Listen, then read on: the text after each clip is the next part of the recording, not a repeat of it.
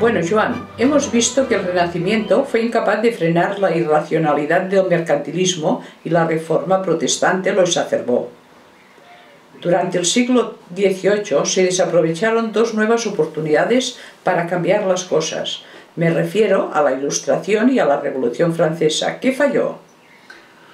Los pensadores de la época esparcieron las ideas de la enciclopedia francesa, prometiendo sacar al mundo de la superstición, la irracionalidad y la tiranía.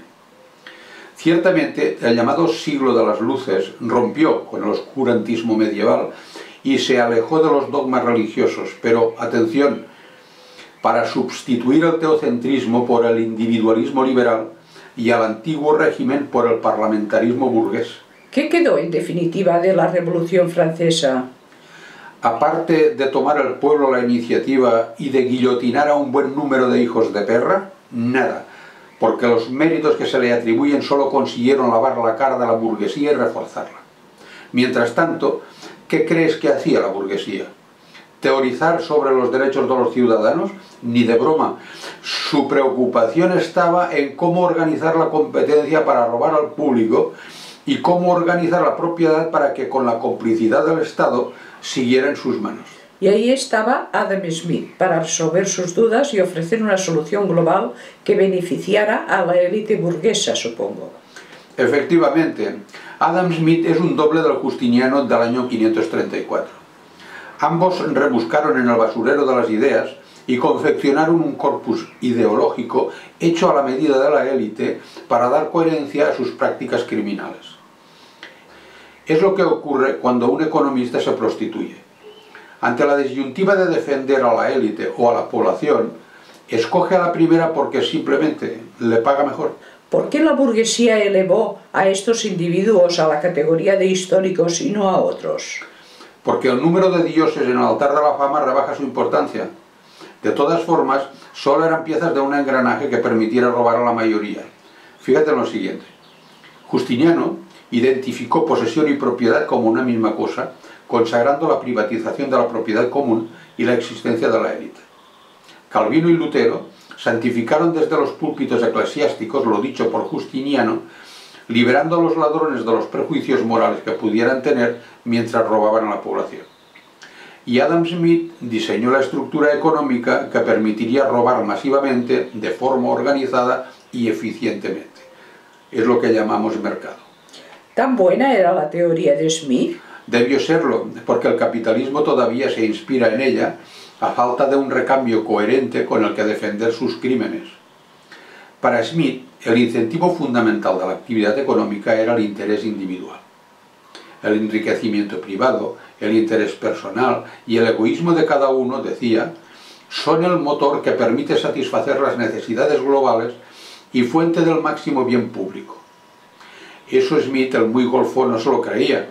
No podía creer solo porque toda la historia económica humana demostraba lo contrario, que el interés individual siempre conduce a la concentración de la riqueza en menos del 1% de la sociedad. Eso lo tenía tan claro Smith que finalmente, para que su estúpida y rastrera teoría económica no se derrumbara, se inventó una mano invisible que, dijo, encaminaba la libre actividad de cada uno hacia el bien general y el crecimiento económico. La mano invisible de Smith me recuerda a los apologistas del cristianismo, quienes para justificar la estupidez dogmática sobre la castidad de José y la virginidad de María, padres de Jesucristo, le endosaron un pene al Espíritu Santo. ¿Qué aplicación práctica tuvo la teoría de Smith o cuál fue su repercusión en la sociedad de la época? Los ingentes beneficios procedentes del robo masivo hicieron posible la revolución industrial. Y a partir del siglo XIX, la necesidad de capitales cada vez mayores para seguir robando dio lugar al capitalismo financiero.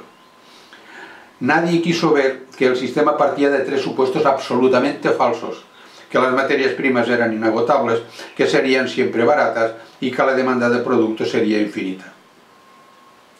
La idea capitalista se extendió durante el siglo XIX, mientras el papel del Estado crecía por medio de empresas públicas que privatizaba cuando eran rentables.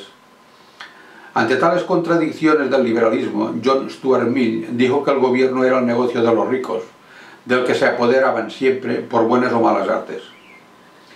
Los certeros ataques que recibía el capitalismo acojonaron a los liberales, quienes dejaron vivir mejor a los obreros europeos a costa de los esclavos de las colonias, mientras todos hablaban de progreso y se precipitaban en busca de dinero procedente de bolsillos ajenos.